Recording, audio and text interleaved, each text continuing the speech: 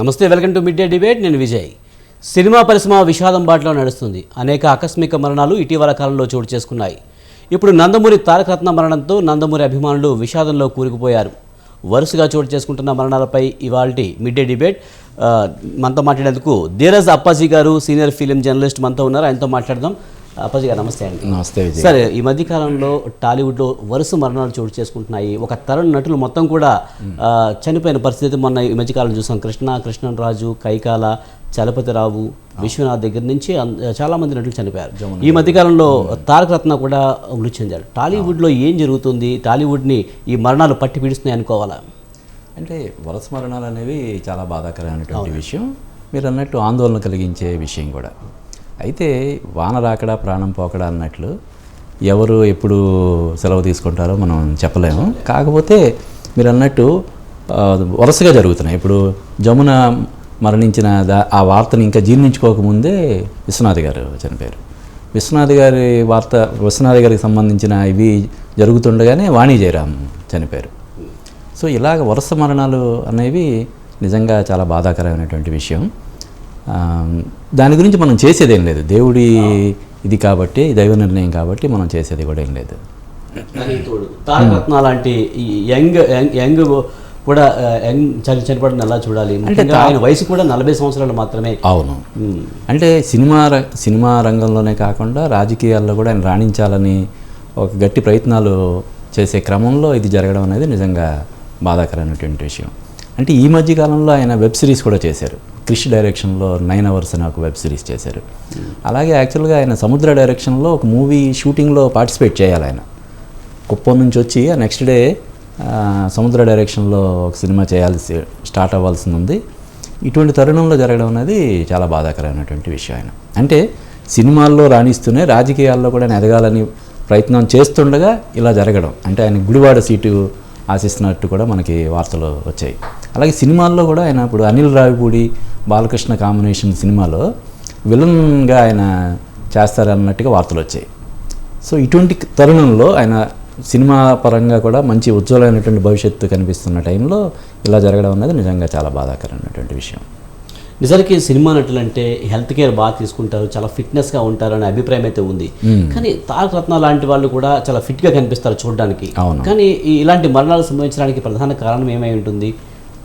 అంటే మనం బయటికి కనిపించడం వేరు, లోపల ఏం జరుగుతుందో మనకు తెలియదు. ఇంటర్నల్గా ఏదన్నా ప్రాబ్లమ్స్ ఉండొచ్చు. ఇప్పుడు మనం చాలామందిని చూస్తుంటాం, మాట్లాడుతుండగానే ఒక్కొక్కసారి స్టేజ్ మీద కుప్పకూలిపోయి మరణించిన వాళ్ళు కూడా మనకి చాలామంది ఉన్నారు. ఈయన కూడా ఆరోగ్యంగానే ఉన్నాడు, కానీ లోపల ఆయన ఆరోగ్య పరిస్థితి ఎలా ఉందో ఆయనకి తెలిసి ఉండకపోవచ్చు. జనరల్గా 40 సంవత్సరాల వయసులో అంటే ఎవరో కూడా అనారోగ్యం గురించి ఆలోచించరు. ఆయన ఫిట్గా ఉన్నాడు. ఆయన అనారోగ్య ఛాయలు కానీ ఆ సమస్యలు కానీ లేవు. ఇందాక నేను చెప్పినట్టుగా ఆ మరుసటి రోజే ఆయన యాక్చువల్గా ఒక షూటింగ్లో పాల్గొనాలి. ఓకే, అటువంటి పరిస్థితుల్లో ఆయన ఇటువంటి జరుగుతుందని ఆయన కూడా ఊహించి ఉండడు కదా. సో అది కొంచెం బాధ కలిగించే విషయం. కాకపోతే ఏంటంటే అందరికీ కూడా కొంచెం ఒత్తిళ్ళు ఉంటాయి. ఇప్పుడు మీరు అన్నారు ఇందాక, ఒకేసారి ఆయన 9 సినిమాలతోటి ఆయన కెరీర్ స్టార్ట్ అయింది. ఒకే రోజు 9 సినిమాలు స్టార్ట్ చేశారు.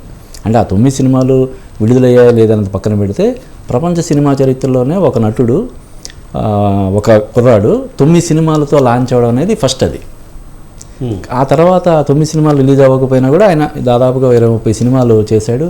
కొన్ని సినిమాలు ఇప్పుడు అమరావతి సినిమాలో విలన్గా చేసి దానికి బెస్ట్ విలన్గా నంది అవార్డు కూడా తీసుకున్నాడు ఆయన.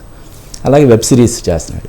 అంటే సినిమాల్లో కొంచెం కెరీర్ అటు ఇటుగా ఉండడం ఇవన్నీ కూడా ఆయనకి మానసికంగా కొంచెం ఇది చేసి ఉంటాయి. దానికి తోడు పొలిటికల్గా కూడా ఆయన రాణించాలని కోరుకుంటున్నాడు కాబట్టి దానికి సంబంధించిన ప్రణాళికలు వేసుకోవడం, వీటన్నిటి మధ్య కొంత ఆయన సంఘర్షణగా ఆయన లోనయ్యడం మనకు తెలియదు. కానీ మరణం అనేది ఎప్పుడు ఎవరికి ఎలా సంభవిస్తుందో మనం చెప్పలేం. ఓకే, అలాగే చూసుకుంటే తారక రత్న 9 సినిమాలతో ఆయన ఎంట్రీ అవ్వడం అది ఒక ప్రపంచ రికార్డు. అయితే 9 సినిమాలో మీరు చెప్పినట్టు ఎన్ని సినిమాలు రిలీజ్ అయినప్పటికీ కూడా ప్రపంచ రికార్డు అది. కానీ 9 కలిసి రాలేదు అనే ఒక అభిప్రాయం అయితే అంటే ఎక్కువగా సినిమా ఇండస్ట్రీలో ఈ డేట్లు బాగా నమ్ముతారు. సినిమా రిలీజ్ అయితే అన్నట్టుగా నమ్ముతారు. అలాగే సేమ్ టైం ఏంటంటే 9 సినిమాలతో రావడం, అలాగే 27 మరణించడం, 2+7 9 అవ్వడం, ఈ విధంగా జరగడం ఆయన కలిసి రాలేదని ఒక ప్రచారం అయితే ఉంది. అదేం లేదు. అంటే ఎన్టీఆర్ కూడా లక్కీ నెంబర్ అంటారు. సీనియర్ ఎన్టీఆర్కి లక్కీ నెంబర్ అంటారు.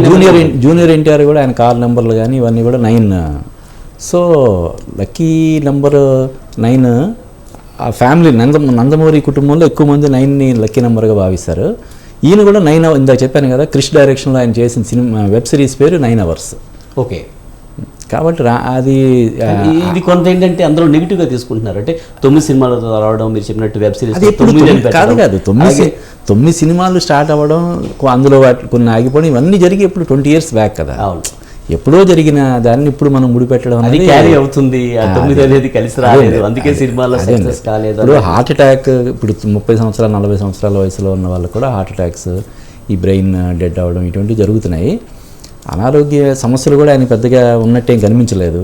మొన్నటి వరకు కూడా ఆయన ఆరోగ్యంతో కోలుకొని బయటపడతాడు అన్నట్టుగానే చెప్పుకొచ్చారు. కాబట్టి దీని గురించి మనం వేరే కోణంలో, అంటే 9 కలిసి రాలేదు అనేది చెప్పుకోవడం అనేది కరెక్ట్. ఆస్ట్రాలజీ వాళ్ళు చెప్పే మాటలు కానీ అయినప్పటికీ కూడా కొంత ఆ సెంటిమెంట్ ఈ నందమూరి కుటుంబంలో కానీ టాలీవుడ్లో కానీ కొంత ఈ ప్రచారం నడుస్తూ ఉంది. ఏం లేదు 9 సినిమాలు స్టార్ట్ అయ్యి ఎప్పుడు.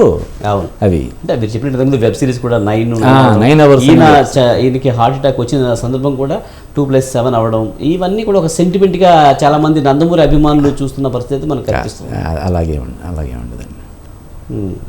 దాన్ని అలా తీసుకోవాల్సిన అవసరం లేదు.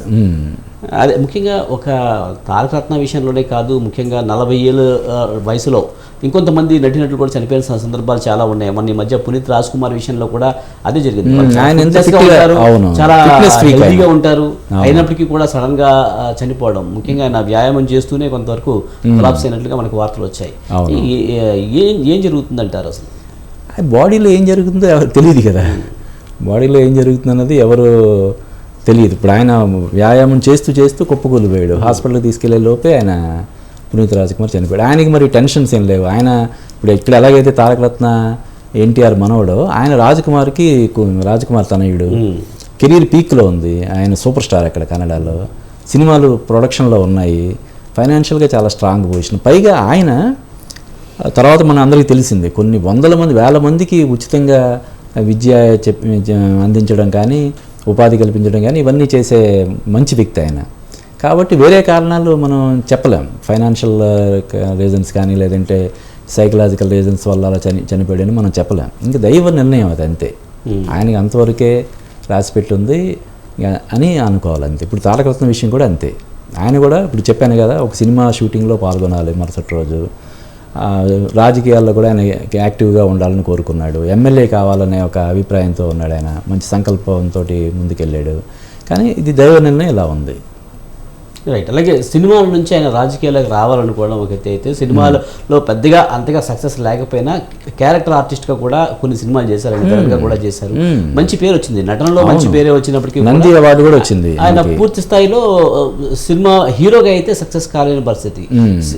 ఈ పరిణామాల నేపథ్యంలో ఆయన రాజకీయ జీవితంలోకి రావాలనుకోవడం, యువగలం పాదయాత్రలో పాల్గొనడం, మీరు చెప్పినట్టు గుడివాడ నియోజకవర్గం నుంచి కూడా ఆయన పోటీ చేస్తాడనే ఊహాగానాలు వచ్చాయి అనుకోవడం, ఇవన్నీ రాజకీయాల్లోకి రాజకీయాలకి పర్ఫెక్ట్గా ఫిట్ అవుతాడు అనుకుంటున్న తరుణంలో ఇలా జరిగింది. ఒకవేళ నిజంగా తారక రత్న కనుక ఆయన మాట తీరు కానీ అవి కానీ కూడా చాలా సౌమ్యంగా ఉంటాయి, అందరినీ పలకరించే తీరు కూడా బాగుంటుంది, రాజకీయాల్లో ఉంటే కనుక ఖచ్చితంగా సక్సెస్ అవుతాడు అనే అభిప్రాయం అయితే నందమూరి అభిమానుల్లో కానీ, అలాగే రాజకీయ టీడీపీలో కూడా కొంత అనుకున్నారు.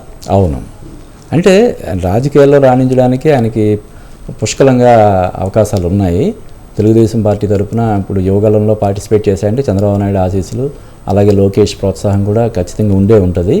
ఆయనకి గుడివాడ కాకపోయినా ఎక్కడో చోట నుంచి అయితే టికెట్ ఆయనకి ఖచ్చితంగా ఇచ్చి ఉండేవాళ్ళు. మరి అది నిజంగా దురదృష్టకరమైనటువంటి పరిణామం అని చెప్పాలి. రైట్. మనం చూస్తూ ఉన్న ఈ మధ్యకాలంలో సినిమా సెలబ్రిటీసే కాకుండా చాలామంది కూడా సడన్ హార్ట్ అటాక్లతో చనిపోతున్న పరిస్థితి. దీనికి మరి way of style life style అయి ఉండొచ్చు, లేకపోతే ఈ మధ్య వచ్చిన కరోనా సందర్భంలో చాలామందికి హార్ట్ అటాక్లు వస్తున్నాయి, ఇవన్నీ జరుగుతూ ఉన్నాయి. ఈ ఎఫెక్ట్ ఇంకా ఉందంటారా?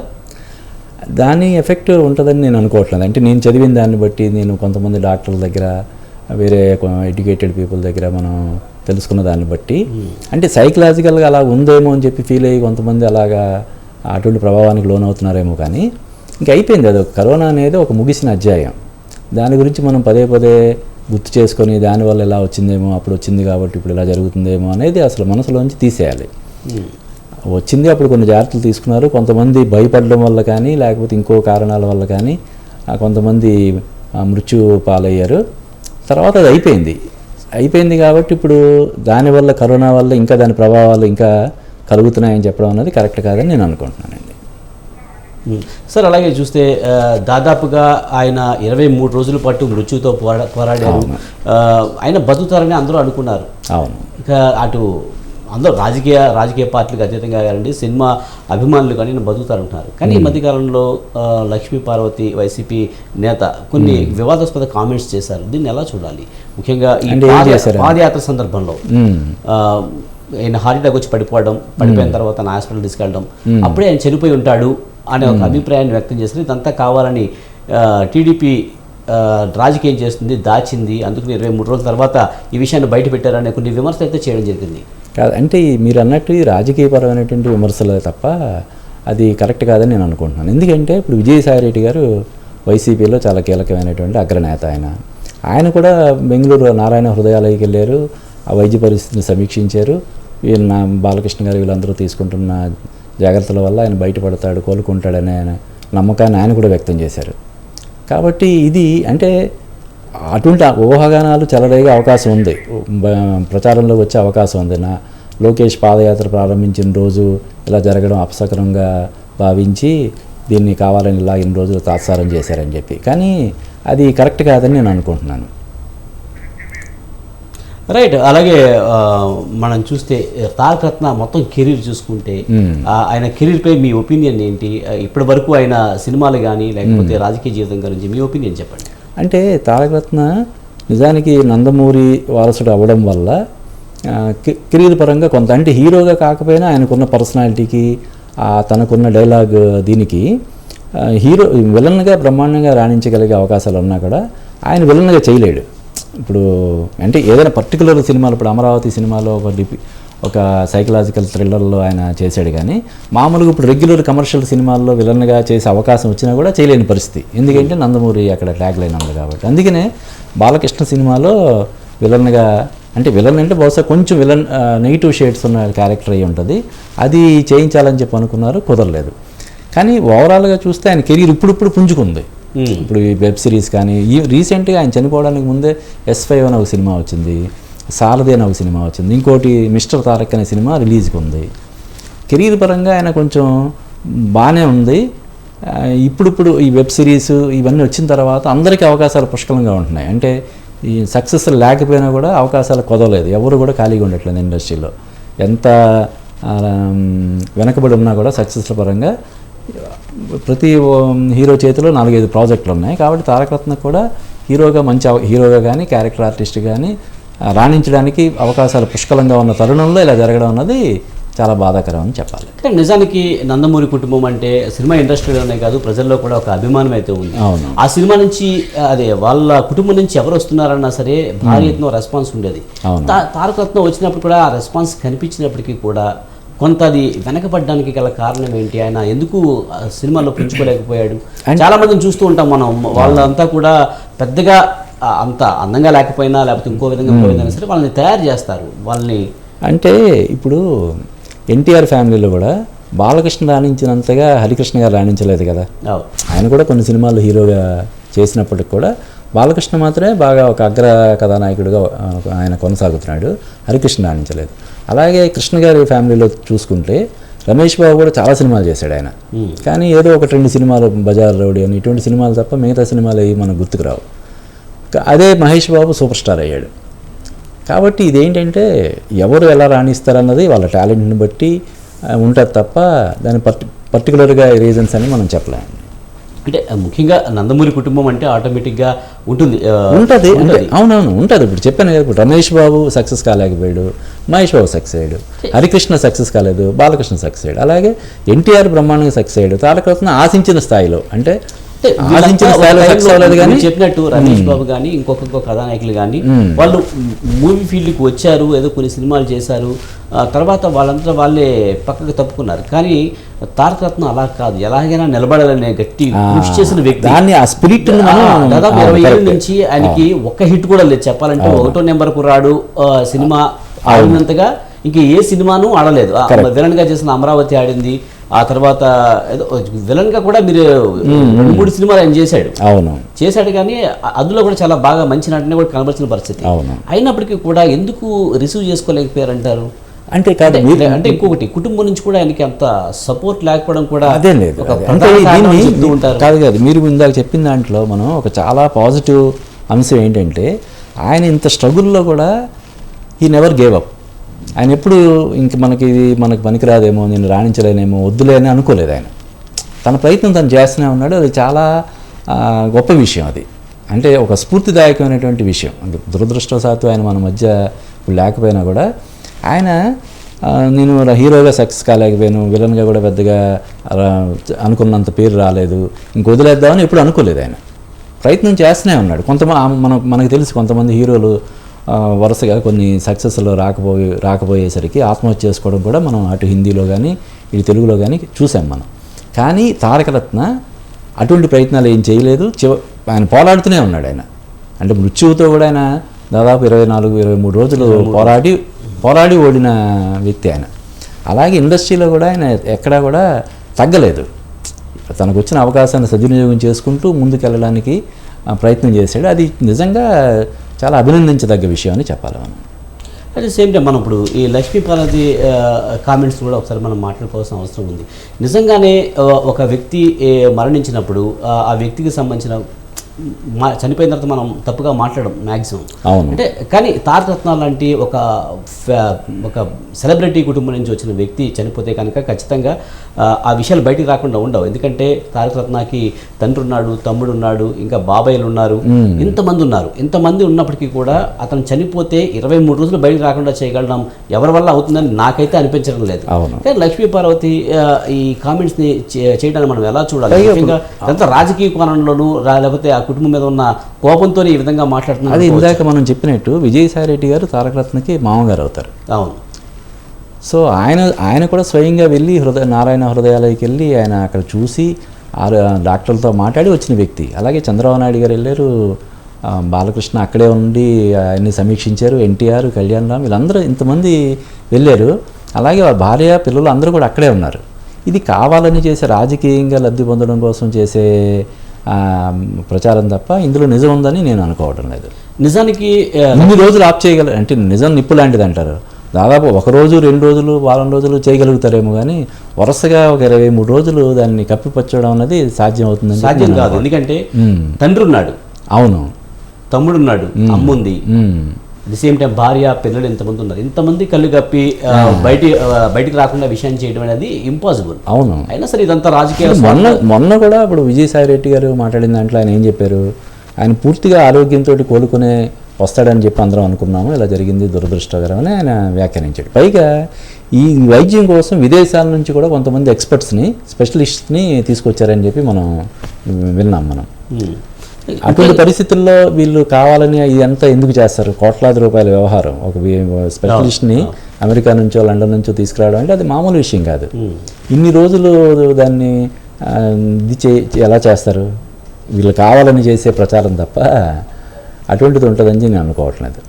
తారకరత్న సినిమాలో సక్సెస్ కాకపోవడం, రాజకీయాల్లోకి ఎంట్రీ ఇవ్వడం, కొంత ఒత్తిడికి లోనయ్యాడు. ముఖ్యంగా పార్టీని అధికారంలోకి తీసుకురావాలని ఆయన గట్టిగా 2-3 సందర్భాల్లో కూడా మీడియాతో మాట్లాడినప్పుడు ఆయన గట్టిగా చెప్పడం జరిగింది. ఇందులో కూడా సక్సెస్ అవుతాడా లేదా అనే ఒక టెన్షన్, ఒక అంటే సక్సెస్కి ఇక్కడ కొలమానం ఏంటి? ఇప్పుడు ఆయన కాదు, నాకు తెలిసి ఫైనాన్షియల్గా ఆయన చాలా సూపర్ స్ట్రాంగ్ అయి ఉంటాడు. ఆయన అటు వారి తరపు నుంచి కానీ ఇటు ఎన్టీఆర్ మనవడిగా కానీ. అంటే తారకరత్న ఇప్పుడు ఎన్టీఆర్ మనవడిగా మాత్రమే మనం చూస్తున్నాం. తారకరత్న ఫాదర్ మోహన్ కృష్ణ గారు ఆయన కూడా ఒక సినిమాటోగ్రాఫర్, చాలా సినిమాలుగా ఆయన సినిమాటోగ్రఫీ చేశారు. అలాగే Tarakaratna maternal grand father Vishweshwararao, Uppalapati Vishweshwararao garu, ఆయన కూడా ఒక పెద్ద అంటే ఎన్టీఆర్కి వియంకుడు. ఆయన పెద్ద ప్రొడ్యూసరు. ఎన్టీఆర్తో కంచుకోట, దేశోద్ధారకులు, పెత్తందారులు, నిలువు దోపిడి ఇటువంటి సినిమాలు చేసిన పెద్ద ప్రొడ్యూసర్ మాత్రమే కాదు, ఆయన డైరెక్టర్ కూడా. తీర్పు, నగ్న సత్యం ఇటువంటి సినిమాలు, కీర్తికాంత కనకం ఇటువంటి సినిమాలు చేసి రివార్డ్స్ గెలుచుకున్నటువంటి వ్యక్తి. ఆయన పాపం లాస్ట్ ఇయర్ అనుకుంటా ఆయన కరోనాతో చనిపోయారు. కాబట్టి ఈ రెండు వైపుల నుంచి ఇంత వారసత్వం ఉన్నటువంటి తారక రత్న ఫైనాన్షియల్గా చాలా స్ట్రాంగ్ అయి ఉంటాడు, అయి ఉండొచ్చు. కానీ సక్సెస్ అంటే ఏంటి? ఒక సినిమా సక్సెస్ కాకపోయినంత మాత్రం ఫెయిల్యూర్ అని ఎలా చెప్తాం మనం? ఆయన కంటిన్యూస్గా చేస్తూనే ఉన్నాడు కదా, ఎప్పుడు ఫెయిల్యూరు ఆయనకు ఇంక నా వల్ల కాదు ఈ వద్దులే అని ఆయన ఎక్కడ ఒక చోట మూలన కూర్చుంటే అది ఫెయిల్యూర్ అవుతుంది. ఆయన నిరంతరం ప్రయత్నం చేస్తూనే ఉన్నాడు కదా, దాన్ని మనం ఫెయిల్యూర్ అని ఎలా అంటాం మనం? సినిమాలు ఆయన చేస్తూనే ఉన్నాడు, ఆయనకి సినిమాలు వస్తూనే ఉన్నాయి. కానీ సినిమాలు ఫెయిల్యూర్స్ అవుతున్నాయి ఒకటైతే, రెండు సినిమాలు ఫెయిల్ అవ్వడం వేరు, ఆయన ఫెయిల్ అవ్వడం వేరు. ఇప్పుడు రిజల్ట్ ఒక్కోసారి ప్రతికూలంగా ఉంటే ఉండొచ్చు, కానీ ఆయన సినిమాలు చేస్తూనే ఉన్నాడు కదా. ఆయన నేను ఫెయిల్ అయ్యాను, దీన్ని సినిమా రంగాన్ని నేను పనికిరానని చెప్పి ఆయన మూలన కూర్చోలేదు కదా. కాబట్టి అది ఫెయిల్యూర్గా మనం తీసుకోకూడదు. రైట్, వ్యక్తిగా ఆయన ఫెయిల్యూర్ కాదు 100% నేను చెప్పగలను. కానీ ఈ ఒత్తిడి ఏదైతే ఉందో ఆ ఒత్తిడికి లోనైనవచ్చు. ఎందుకంటే దాదాపు 20 సంవత్సరాల నుంచి ఫైట్ చేస్తున్నాడు ఆయన. ఎట్టి పరిస్థితుల్లోనూ మనం సినిమా రంగంలో నిలబడాలి అనేది మనకి ఎప్పుడైనా ఒత్తిడి ఎప్పుడు ఉంటుంది అంటేనండి, ఫైనాన్షియల్గా మనం వీక్గా ఉంటే ఒత్తిడి ఉంటుంది ఎక్కువ. ఫైనాన్షియల్గా ఆయన సూపర్ స్ట్రాంగ్ ఉన్నప్పుడు ఇంక ఒత్తిడి ఏముంటుంది. అవసరమైతే ఆయన మళ్ళీ ఒకేసారి 9 సినిమాలు కూడా స్టార్ట్ చేసుకోగలిగేంత పొజిషన్లో, మంచి పొజిషన్లో ఉన్నాడు ఆయన. ఎందుకు ఆయన ఒత్తిడి ఫీల్ అయ్యి దానివల్ల మరణం సంభవించడం అనేది మనం దాన్ని మనం చెప్పకూడదు కూడా. ఒత్తిడి గురి అయ్యే ఛాన్స్ లేదంటారు.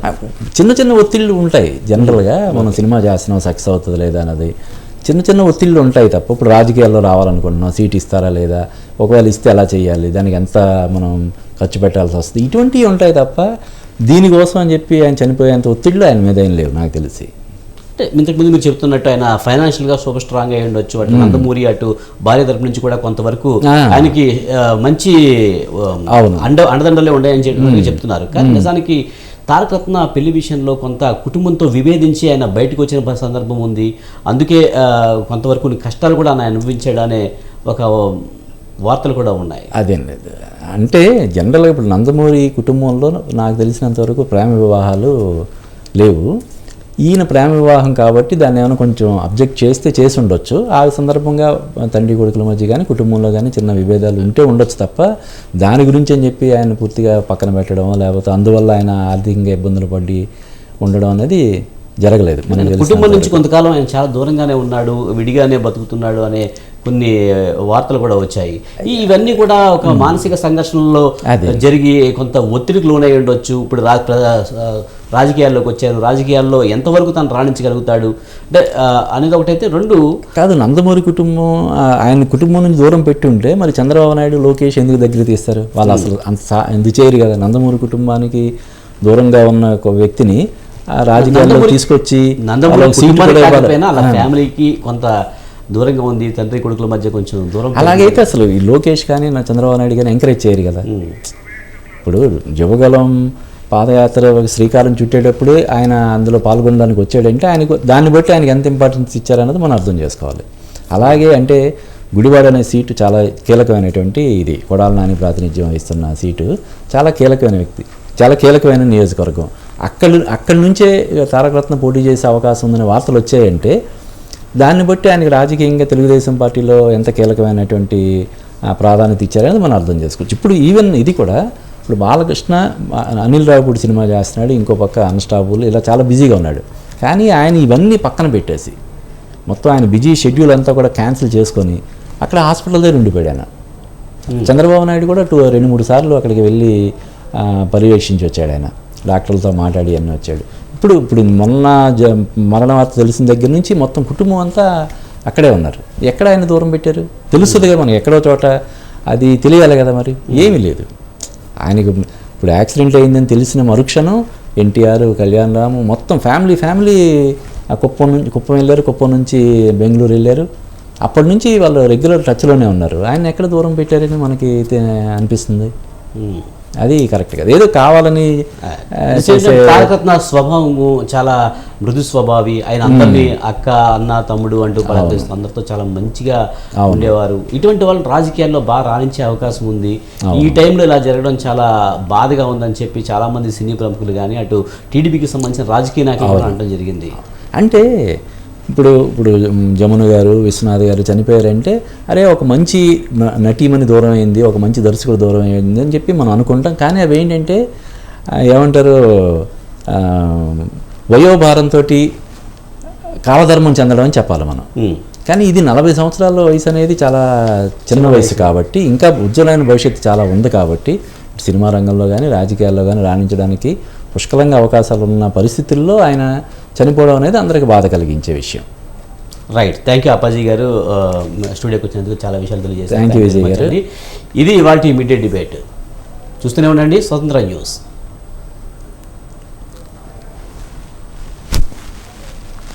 ఇది వాటి మిడ్-డే డిబేట్. చూస్తూనే ఉండండి స్వతంత్ర న్యూస్.